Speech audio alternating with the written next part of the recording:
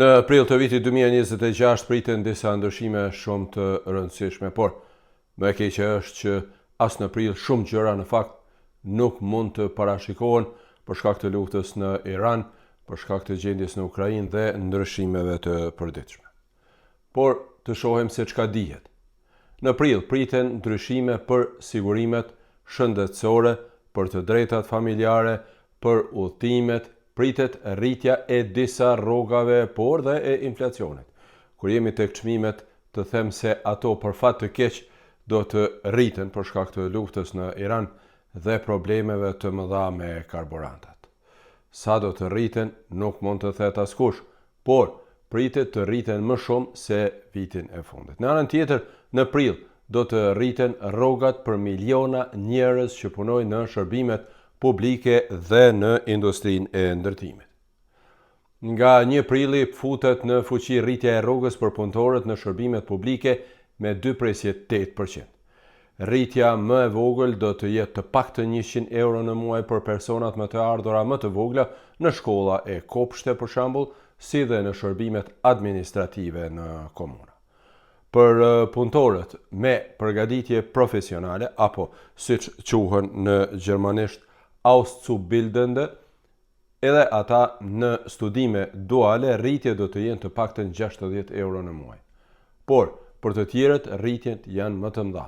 Në të njëjtën kohë, me 1 prill ndodh një hap historik në industrinë gjermane të ndërtimit.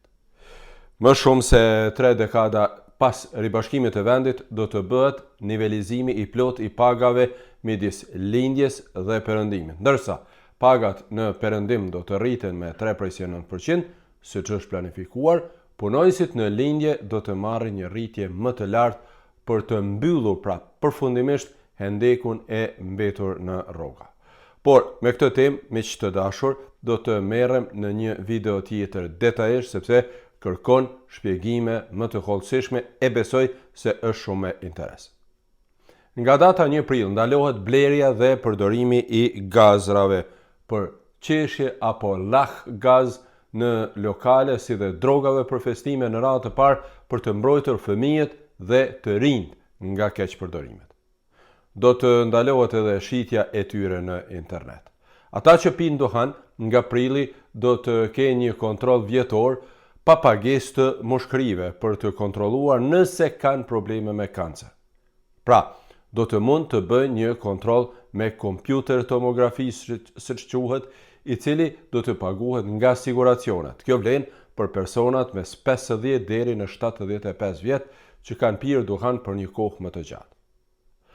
Për detaje duhet të konsultoheni natyrisht me mjekët tuaj. Ndryshime do të ketë edhe për përdoruesit e kompjuterëve, sepse nga prilli pritet të futen kablot e njëjta për karikimin e laptopëve. Kjo do të thotë se prodhuesi duhet të përballen pra me rregullat e reja. Nga 10 prilli do të futet në fuqi në Gjermani edhe një ndryshim shumë i rëndësishëm për udhëtarët, i ashtu quajturi Entry-Exit System, shkurt EES. EES ka qenë planifikuar fillimisht për nëntor të vitit 2024, por është shtyr. Tani, nga 10 prilli do të futet në fuqi. Për udhëtarët jashtë vendeve të Bashkimit Evropian, kjo do të thotë se në kalimet kufitare do të mblidhen të dhënat e tyre biometrike dhe do të ruhen automatikisht. Do të ruhen edhe shenjat e gishtrinjve kur futen në territorin e Bashkimit Evropian. Kjo mundson që të dihet automatikisht nëse një person e ka tejkaluar afatin e qëndrimit në vendet e Bashkimit Evropian. Por, edhe me këtë çështje do të merrem detajisht sepse është shumë me rëndësi. Ndaj, mos harroni të abonoheni në kanalet e mia dhe ta shpërndani edhe këtë video, sepse në prill do të ketë ndryshime edhe në sektorin e financave dhe kartelave. Do të ketë më shumë të drejta për prindërit biologjik, për baballarat në radhë të parë, e në prill priten edhe zhvillime shumë të rëndësishme politike në Kosovë dhe në vendet tona të rajonit, por edhe në Gjermani natyrisht.